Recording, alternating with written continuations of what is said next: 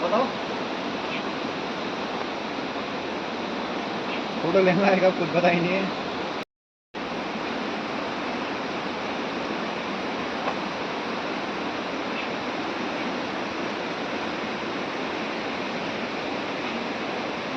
दो गांव देखे, दो कमरे देखे ऊपर से। हम हैं औण गांव में और उस स्थान पे खड़े हैं जहाँ पे एक परसों रात को पत्थर आया था। और वो पत्थर जब पहाड़ी से पत्थर आया तो ये सबसे पहले दूर से यहाँ आया होगा, उसके बाद यहाँ पे गिरा, उसके बाद ये पत्थर सीधे घर के अंदर चला गया।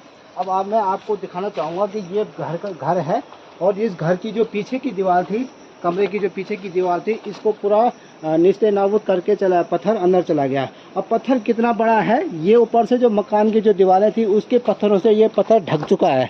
आप देख सकते हैं किस तरह से सामान टूटा हुआ है और पूरा सामान बिखेर के ये चला गया है।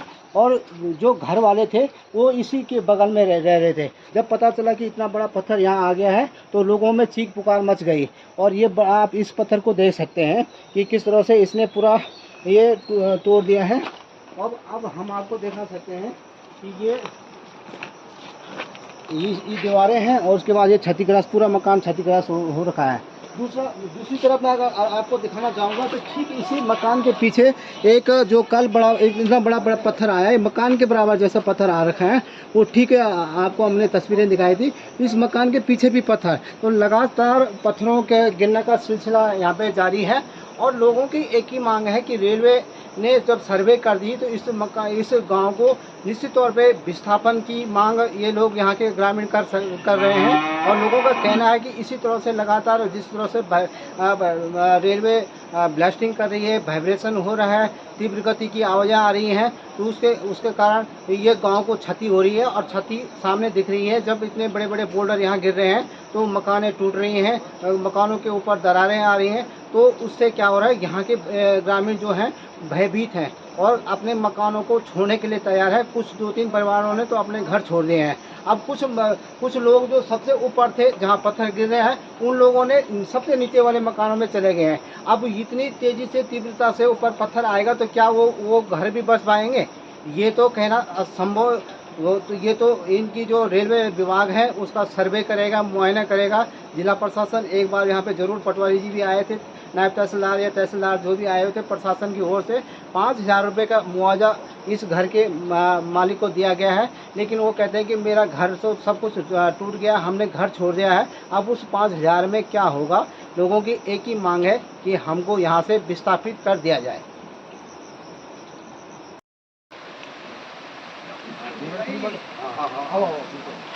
ना कोई बात नहीं। अरे कृष्ण भाई, अरे भाई मकान थोड़ा पे थोड़ा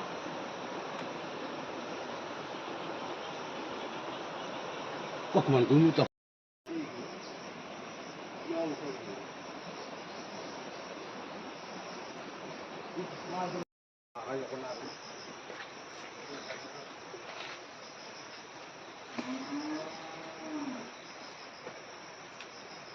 जाए भाई। हम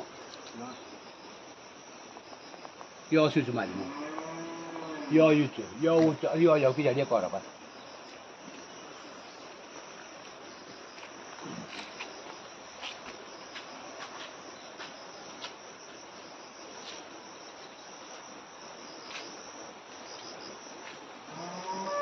要不中国管理他，पूरे यहाँ से।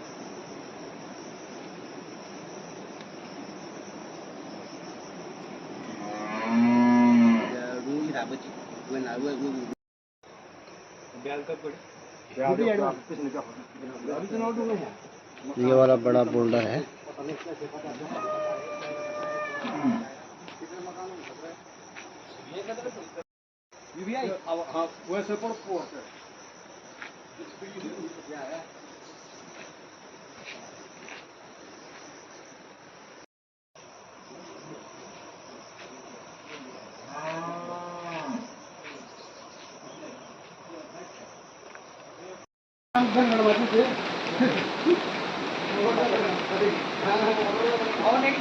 हाँ आगे के जूस पिलाओगे। किन पे जूस? रोमा दी जूस बनाओ तो आवला। अरे नहीं यार, परेशान हो रहे कुछ नहीं, आ अरे नहीं ना, यार। जूस बनाओ जूस।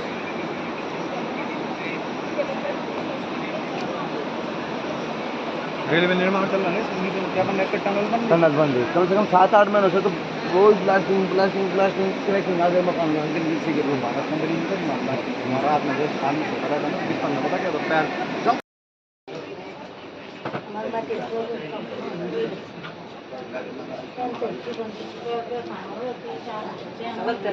मैं वही तो बुना अगर भी किराए में भी ले लो ना, अगर किराए में हम काय कर रहे हैं परिवार में अच्छा लगे। हाँ वही वो कर होता है, कर कभी पैर क्या होता है, ऐसा नहीं तो उससे तो ही यहाँ तो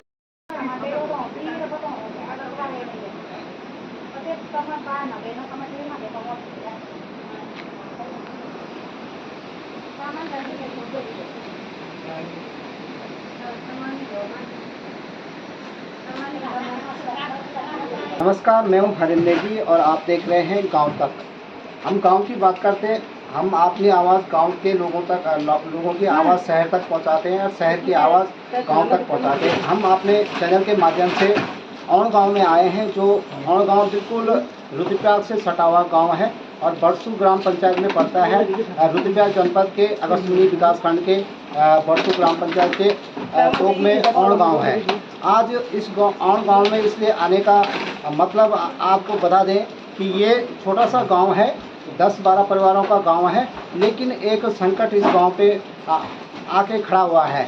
ये ऐसी छोटा सा गांव है, लेकिन कृषि भूमि यहाँ पे बहुत अच्छी है और सिंचित भूमि है, लेकिन जब नज़र बढ़ जाती है तो कहते हैं कि प्रकृति भी अपना धैर्य छोड़ जाती है। ऐसा ही मामला यहाँ पे देखने को मिल रहा है, जब पहाड़ी से लगातार पत्थरों की बारिश हो रही है और पिछले 3-4 दिन से लगातार पत्थरों से बारिश हो रही है और घरों के अंदर पत्थर गिर रहे हैं और मकान टूट रहे हैं। पीछे की दीवारें सारी टूट गई, बाल यहाँ के जो स्थानीय लोग हैं वो बाल बचे हैं, तो उन्हीं को आज हम यहाँ पे पहुँचे हैं। तो हमारा खबर दिखाने का मकसद ये है कि इस औण गांव के नीचे से रेलवे की टनल जा रही है, ऋषिकेश कर्णप्रयाग रेलवे लाइन का काम शुरू हो रहा है। और कुछ दिन पहले यहाँ के ग्रामीणों ने ये भी कहा था कि इस गांव में मकानों पे दरारें आ रही हैं, और दरारें क्यों आ रही हैं? दरारें आने का कारण था कि जिस तरह से ब्लास्टिंग होती है और डायनेमाइट लगाया जाता है, टनल का काम निर्माण कार्य इस गांव से नीचे होके जा रहा है, तो उसके कारण यहाँ पे वाइब्रेशन होने के कारण इस बार बार पत्थर गिरने का कारण हो सकता है। ये हम नहीं कह सकते, ये वैज्ञानिक इसका वो एनालाइज करेंगे और जानकारी लेंगे, पूरी तथ्य जुटाएंगे। तो क्यों ये पत्थरों की वर्षा? आज तक लोगों का कहना है कि हमें 5 पीढ़ी हो चुके हैं, लेकिन हमने आज तक कभी यहाँ पत्थर गिरते हुए नहीं देखा। अब क्यों ये पत्थर गिर रहे हैं, क्या कारण है? क्या हो सकता है कि रेलवे के कारण ये पत्थर, क्योंकि ये कंपन हो रही है, जब ब्लास्टिंग होती है तो ये पूरी ज़मीन हिलती है, उसके कारण हो सकता है। तो उन्हीं से पूछ लेते हैं। यहाँ पे हमारे साथ यहाँ पे लक्ष्मण सिंह जो यहाँ के वार्ड सभासद भी हैं, उनसे ही जानकारी लेते हैं। इसी गांव के निवासी हैं, सबसे पहले उन्हीं से जानकारी लेते हैं, पूरी जानकारी क्या है, क्यों हुआ ऐसा? देखिए, सबसे पहले तो हमारे पूर्वज यहाँ पे 4-5 पीढ़ियाँ हो चुकी हैं, आज़ादी से पहले से हम लोग यहाँ पे निवास करते हैं। बरसातें हमेशा हुई हैं, ये पहाड़ियाँ भी ऐसी थी, लेकिन आज तक कभी ऐसी चट्टानें नहीं गिरी हैं, क्योंकि ये 6-7 महीनों से जो रेलवे की टनल का जो वेव्स यहाँ पे आ रही है, उस वेव से जो चट्टानें खिसक गई हैं, और बरसात से जो कुछ मिट्टी पे भी अटका रहा होगा वो सारा छूटने लग गया है, और बरसात से और ज़्यादा दिक्कत यहाँ पे हो रही है। कुछ तो देखा हमने, अभी कुछ लोग अपने घर का सामान उठाने बैठ गए, यहाँ से छोड़ने बैठ गए। हाँ, क्योंकि 4-5 परिवार हमारे जस्ट चट्टान के बगल में है, उनके लिए खतरा है। कल भी एक पत्थर गिरा है हमारे भाई साहब के मकान के पीछे से, और बाल बचा है। मुश्किल से 6 इंच या 1 फीट की दूरी पे वो बहुत बड़ा पत्थर है। अगर वो पत्थर अनायास इस मकान पे लगता, उसके अंदर परिवार भी रह रहे थे, तो बहुत बड़ी दुर्घटना हो सकती थी।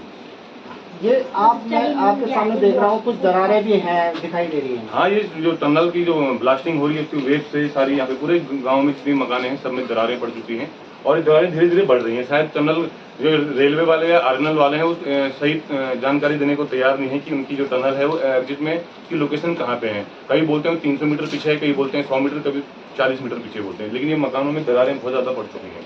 मैंने लक्ष्मण जी, मैंने एक बात पहले भी सुनी थी, जब ग्रामीणों ने एक हल्ला किया था कि यहाँ पे दरारें आ रही हैं, उसके बाद रेलवे वालों ने यहाँ पे सर्वे करना शुरू किया, ऐसा था? हाँ, आज से 5-6 महीने पहले जब हमने उनको सूचना पहुंचाई थी कि यहाँ पे साउंड वेव्स का कुछ महसूस हो रही है, तो उन्होंने वीडियोग्राफिंग के माध्यम से यहाँ पे कुछ सर्वे भी करवाया था। लेकिन उसके बाद हमने फिर उनसे कहा कि भाई अब यहाँ पे ये जो दरारें हैं और बड़ी हो रही है, लेकिन उन्होंने कोई इसमें इंटरेस्ट नहीं लिया और चुप हो गए। तो देखा आपने किस तरह से जो बता रहे हैं लक्ष्मण सिंह, जो यहीं के निवासी हैं और कह रहे हैं कि दरारें, पूरे मकानों में दरारें हैं और वेव्स जो होती हैं वो भूकंप की जो तरंगें होती हैं वो इस तरह से चलती हैं। तो उसी तरह से अब हमारे साथ कुछ जब हमने यहाँ पे देखा तो ग्रामीण अपना घर गांव, ये 10-12 परिवार यहाँ पे रहते, तो बरसात का सीजन है, कहाँ जाएंगे, कैसे जाएंगे, बच्चे स्कूल वाले कहाँ इनको ज़मीन वो मकान मिलेगा, ये चीज़ें उनसे ही पूछ लेते हैं। क्या नाम है आपका? मेरा नाम बीना देवी। क्या आप ही के घर पे पत्थर गिरा था? मेरे छोटे बच्चे हाँ वहीं रहते थे, तो हमने तो वहीं बड़ी मुश्किल से क्या खाना, क्योंकि मैं तो 6,000 में खर्चा चला रही थी और साग सब्जी बेच के अपना इधर उधर कर दी थी। मैंने छोटे बच्चों की वजह से मैंने गाय भी मेरी थी और मैं कैसे करूँगी, मैं मजबूरी में उठी अपने बच्चों को लेके उधर। मेरे कोई रिश्तेदार है, उनको मैंने हाथ उठ के कहा कि मैं वहाँ आ रही हूँ, मेरे बच्चे मर जाएंगे, तो मैं कैसे रहूँगी, किसके भरोसे रहूँगी।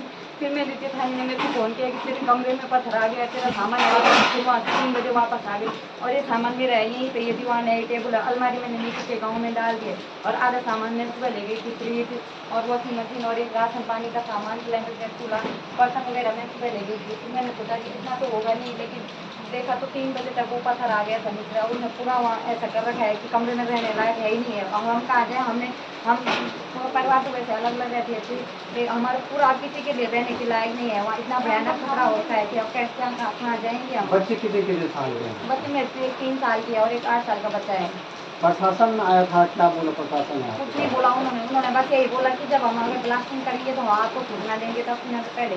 तो वो 10 मिनट पहले सूचना देंगे, क्या करेंगे, तो हमारे यहाँ जब पत्थर आनी है, अब खतरा तो हमारे लिए पूरा जिंदगी भर का बन रखा है, हमारे लिए और कुछ नहीं चाहिए, हमारे लिए वो हमारे रहने की व्यवस्था कर दें और हमारे लिए विस्थापन की हमारी सबसे बड़ी मांग है कि हमें विस्थापन चाहिए। यहाँ हम जाएँ तो जाएँ कहाँ, हमारी मजबूरी बन रखी है, मजबूरी में उठे यहाँ पे, हमारे लिए और दूसरी जगह रहने के लिए भी नहीं है। मैं तो अपने बच्चों को लेके यहाँ से इसलिए उठी ताकि मेरे बच्चे सेफ रहें, और मैं यहाँ से बहुत दूर जा रही हूँ और कम सामान भी कैसे ले जाऊँगी मैं अकेला, इतना सारा सामान मैंने कल ये बहादुर हो गया था, तो वो सामान उन्होंने नीचे गाँव में डाला, वो बोल रही थी हम ऐसे में कैसे ले जाएंगे, बारिश का मौसम है, ऐसे में उनको परेशानी होगी, अब कैसे करेंगे हमें और कुछ नहीं चाहिए, हमें सिर्फ सब यही है कि हमारा विस्थापन करवा दो। कल भी देखा कि दूसरा पत्थर गिरा है, वो किसके मकान में? वो मेरे मकान के पीछे हो, हमारा हम वहीं ऊपर रहते थे, मैं एक वही कमरे में खाना भी बनाती हूँ, वहीं हमारा रहने का वो भी ये है दूसरा है, वही मैं खाना पकाती थी। अब वही तो मजबूरी में छोड़ा हमने, परसों भी वही कमरा वही रहते थे हम, बड़ी मुश्किल से बचा वो कमरा, वहाँ तो सामान का बस टूट जाना था, उसमें पूरा नुकसान लेना था मेरा, तो पता नहीं कि भगवान के पर ही होगी तो वो सामान बच गया वहाँ। कौन बोलेगा, आप बोले? हाँ दीदी, बारिश हो रही है, बरसात हो रही है, किस तरह से कैसे रहेंगे, कहाँ जाएंगे, क्या होगा? कहाँ जाना, हमने खिलौना कखनी जैसा ग्राम भाई हमारे ब्याह का सामान बर्बाद हुए कि हमारे ऐसे हमारे बहुरन थे, नीचे हम रहते थे, ऊपर जो पत्थर आया कल वहाँ ऊपर भी न करो रहते और नीचे हम रहते थे, ऐसे पत्थर आया तो हमारा सारा वो तो कल हम सब नीचे आ गए, नहीं तो हम वहीं मर जाते कल। अब क्या करना, हमारी ये मांग है कि हमको कोई प्रशासन से कि हमारे लिए कुछ करो बस, और क्या है मांग ये अब न यहाँ रास्ता है नहीं, उधर गदेरा है, इधर ऊपर से पत्थर है, इधर से सारा रास्ता देख रहे हो तुम लोगों ने कितना खराब हो रखा है। अब ऐसे करोगे हमारे लिए, हमारी ये मांग है कि जो जैसे ये लोग बोले कि हमारे लिए वो करो, कहीं हमारी व्यवस्था करो भाई, हमने रहने का हमको कुछ नहीं चाहिए, हमको परसों एक टोट तक नहीं मिला, हम भागेंगे तो रात कहाँ भागेंगे, वो तो मेरे नाच न देना तो चल गई, मेरी बहू चले गए, दोनों लड़के ये बोल रही है ये मेरी बहू है, तो वो तो चले गए, हम बूढ़ बूढ़े कहाँ जाएंगे, वो तो जैसे भी करेंगे 6,000 में हम कैसे करेंगे अपने गुजारा, कैसे हम रहेंगे, कैसे हम किराए देंगे, कैसे हम वो भी कैसे देंगे, उनके भी तो बच्चे पढ़ने लिखने वाले हैं, पर वो भी कैसे करेंगे। पर ऐसा है कि बच्चा रहा तो कठी नहीं तुरा रहो ठीक ठाक, तुम ऐसे करो हमारे लिए कुछ करो बस, यही मांग है हमारी। आप देख सकते हैं कि किस तरह से आंखों में आंसू आ रहे हैं और लोग कितने मजबूर हो रखे हैं। हमारे साथ ये सारा गांव के जितने कुछ लोग तो बाजार की तरफ जा रखे हैं, कुछ अपने घर दूसरी जगह जा रहे हैं, लेकिन सारे गांव के लोग एक साथ यहाँ पे बैठे हुए हैं। क्या नाम है आपका? क्या दिक्कतें हो रही बहुत हैं? दिक्कत हो रही है। हमारे मकान भी ऊपर है, मकान के पीछे 2 मकान टूटने वाले हैं, हमारी भी टूटने वाली है। बगल के मकान टूट गई, हमारे बगल में गाय बंधी है, वो भी टूट जाएगी। क्या करेंगे, कहाँ जाएंगे हम? पत्थर गिरा ऊपर से, हड़बड़ाहट में मेरे यहाँ पर वो हो गया, मांस फट गया मेरे में, भाग के आए तब तक मैं गिर गई वहाँ पे। कहाँ जाऊँ मैं, क्या करें? ये रेलवे के कारण हो रहा है सब। हम कहाँ जाएंगे? प्रशासन से क्या मांगे हैं आप? मांगे हमको कहीं रहने के लिए जगह चाहिए, विस्थापन चाहिए। हम कौन में यहाँ नहीं रहेंगे, हम कहाँ जाएंगे भैया? बरसात का टाइम है, कहाँ जाएंगे हम? इधर उधर ये कोई लोग चले गए, हमारे छोटे छोटे वो हैं, बच्चे हैं, छोटे नाती नतीने हैं हमारे, कहाँ जाएंगे हम? बहू है हमारी, छोटे नाती नतीने हैं, कहाँ जाएंगे हम? दिक्कतें तो बहुत सारी बहुत हैं। दिक्कत है। क्या शुभ नाम आपका? क्यों इतने सारे लोग इतने परेशान हो रखे हैं? आपने घर छोड़ के लोग अपना सामान लेके जा रहे हैं, क्यों? मेरा नाम पूनम कपरान है और ये रेलवे के कारण ये हमारे ऊपर सारे पत्थर आ रहे हैं, हमारा पूरा घर टूटने वाला है। तो हम तो परसों रात से हम सोए नहीं थे, लेकिन हम तो अपना सामान ले जा रहे हैं क्योंकि वहाँ पे तो रहने लायक है नहीं। अभी आप लोग गए होंगे, आप लोगों ने देखा होगा वहाँ पे बिल्कुल रहने लायक नहीं है। अब यहाँ पे ये लोग हैं तो ये लोग ऐसे सोच रहे हैं कि ऊपर से आएंगे तो तब तक ऊपर घर है तो यहाँ पे थोड़ा बच जाएंगे हम लोग, पर जब ऊपर से सारा आएगा तो यहाँ कोई नहीं बचेगा। अब प्रशासन तब देखेगा जब यहाँ कोई लोग नहीं रहेंगे, जब यहाँ पूरा पत्थर आ जाएगा तब आएगा प्रशासन, उससे पहले प्रशासन नहीं है। तो यहाँ इतना समय खत्म। मकान गांव नीचे है, पहाड़ी ऊपर है, सीधा जो आता पत्थर बिल्कुल तेजी से आता है। इतनी तेजी से आता है, हम अंदर से हमें पता ही नहीं चला कि पत्थर कब आया, घर के अंदर घुस गया। हम जब धुआं उठा, आवाज आई जोर से, हमें तब पता चला कि ये क्या हुआ यहाँ पे। अगर वहाँ पे कोई खड़ा रहता, खाना ही बना रहा होता, किसी के कमरे में घुस जाता तो वो तो वहीं दब के मर जाएगा। अगर अब जैसे ये लोग हैं यहाँ पे, प्रशासन कुछ नहीं कर रहा है। अगर वहाँ से ऊपर से सारे पत्थर आएंगे तो ये लोग यहाँ पे मरेंगे, तब बोलेगा प्रशासन के हम मुआवजा दे तो कौन खाएगा वो मुआवजा? जब कोई रहेगा ही नहीं तो कौन रहेगा? अभी हम लोग यहाँ पे जिंदा है तो अभी करो हमारे लिए कुछ। इतना बोल रहे हैं आप, हमारे लिए रहने की व्यवस्था करो, हमें ऐसा नहीं चाहिए। परसों आए वो हमारे यहाँ पे कि एक एक कंबल ले जाओ, तो एक कंबल से पत्थर रुकेंगे? एक एक कंबल दे रहे हैं। हाँ, और ये परसों पत्थर गिरा वहाँ पे, इन लोग हमारे ये देवर लोग उनके घर पे, तो वो बोल रहे कि घर टूट रहा है तो तुम 5,000 मिलेंगे। 5,000 तो उनका पत्थर नहीं टूटेगा, जो पत्थर अंदर क्या रखा है वो 5,000 का वो पत्थर भी नहीं टूटेगा। और वो बोल रहे कि 5,000 मिलेगा ये इसका मुआवजा। कितना तो उनका सामान है अंदर, ये लोग बीमार हो गए, कोई कुछ और खाए तो किसका कारण हो रहा है? ये रेलवे वाले आए तो बोल रहे कि हम टाइम बताएंगे आपको। ये बेहोश हो गई है। हाँ, ये बेहोश हो गए। आते बेहोश हो गई है। किसी के बहू प्रेग्नेंट है, उन्होंने कितने लाख 8-9 लाख लगा दी उसको। अगर ये ऐसे में कहाँ भागेगी? आपने ऊपर आएंगे, आपने रास्ता देखा होगा हमारा रास्ता कैसा। हमें तो चलने के लिए नहीं है, हम सामान भी हम उन जो बेचारे हमारे सामान ले जा रहे हैं नेपाली, हम उनको भी बोल रहे हैं भैया आराम से जाना, कि कहीं हमारे कारण ये बेचारे न गिर जाए। जितना भारी सामान ले जा रहे हैं वो गिर जाएंगे तो क्या होगा फिर? हम बहुत परेशान हो रहे हैं, सुनने वाला भी कोई नहीं। मेरे साथ यहाँ के इसी गांव के कुछ युवा भी हैं जो बेचारे परेशान हैं, जिनका यहाँ पे घर था लेकिन मायूस हैं। क्या कहेंगे संदीप, क्या कहेंगे? सर ये 3-4 दिनों से लोग बहुत परेशान है, जिस दिन से वो बोल्डर नीचे है मकान में का, उस दिन से सब परेशान है। रात को नहीं रहे, कुछ नहीं है, सब कुछ नहीं है बोलने। सरकार प्रशासन सब सो रखा है। जब कुछ हादसा होगा, कोई मरेगा तब आएगा प्रशासन। जब कोई मर जाएगा, लाशें भी जाएंगे यहाँ, तब आएंगे प्रशासन, तब आएंगे यहाँ, तब पूरी तैनात है, तब सब कुछ आएगा सर यहाँ। पर उससे पहले कुछ नहीं आएगा, हमें पता है। सब सो रखा है सर। ये जब से ये रेलवे 7-8 महीनों से हम सुन रहे हैं, आवाज़ आ रही है, बहुत बड़ी ब्लास्टिंग हो रही है जमीन के अंदर, और उससे पूरे मकानों में क्रैकिंग आ रही है, और कोई कुछ कहने को तैयार नहीं। हम 7-8 महीनों से परेशान हैं, और ये अब ऊपर की पहाड़ी वो कंपो ब्लास्ट से पूरी हिल गई, और बारिश जैसे आई और जब बोल्डर नीचे आने लगी मकानों में। ये थे स्थानीय यहाँ के ग्रामीण। बाहर बारिश का है, बरसात का मौसम लगा है, ऊपर से पहाड़ों की बारिश की बरसात तो हो रही है, लेकिन पहाड़ी से पत्थरों की भी बरसात हो रही है। मकान पीछे से टूट रहे हैं, लोग परेशान हैं, कहाँ जाएंगे, क्या जाएंगे। कुछ ने तो घर छोड़ दिए। आस लगाए हैं जिला प्रशासन पे, प्रशासन 5,000 मुआवजा दे रहा है कि ये आपका घर टूटा है, इसके लिए 5,000 का मुआवजा है। रेलवे बताने को तैयार नहीं, जिला प्रशासन सुनने को तैयार नहीं। अब ये लोग जाएंगे तो कहाँ जाएंगे? आगे आपको दिखाते हैं कि जो घर टूटा है उसकी हकीकत। मैं अभी और गांव में हूं जहां पत्थर गिर रहे थे, उसी गांव की मैं बात कर रहा हूं। ये ये गांव बहुत ही समृद्ध गांव था, यहाँ भरपूर था जल जंगल ज़मीन ऐसी की जो सिंचित भूमि है। आप देख सकते हैं मेरे सामने ये खेती है, पूरे यहाँ पे सिंचित, यहाँ पे धान लगाया गया है, हर प्रकार की सुख सुविधाएं इस गांव में है। लेकिन ऐसी नज़र पड़ी, प्रकृति ने ऐसी मार मारी कि ऊपर से पत्थरों की बारिश लगातार हो रही है और लोग परेशान हैं, क्योंकि यहाँ पे हर प्रकार के फलदार वृक्ष हैं, खेती अच्छी थी, सिंचित खेती थी यहाँ पे। हर जो इनकी लोगों की ये क्या होता है कि यहाँ पे लोग क्या करते हैं कि जो पशु रखे गए हैं यहाँ से दूध बेचने का काम करते हैं, सब्जी बेचने का काम करते हैं, धान इनकी अच्छी है, आम का बगीचा लगा हुआ था, हर प्रकार की सुविधा। लेकिन प्रकृति की मार ऐसी पड़ी कि प्रकृति ने ऐसा नज़र लगाई कि आज यहाँ के लोग बहुत परेशान हैं, दुखी हैं और गांव छोड़ने के लिए मजबूर हैं। इसीलिए लोगों के आंखों में आंसू आ रहे हैं कि इतना हरा भरा गांव आज खंडर होने जा रहा है।